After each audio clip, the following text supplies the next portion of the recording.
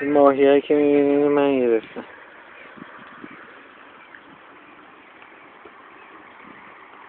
بالاخره خوبه.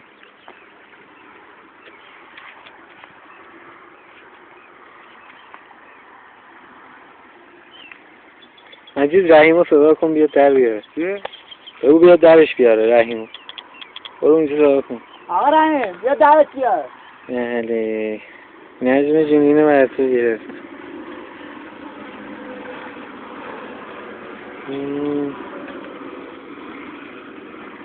چشای شادی چشای نجمه نه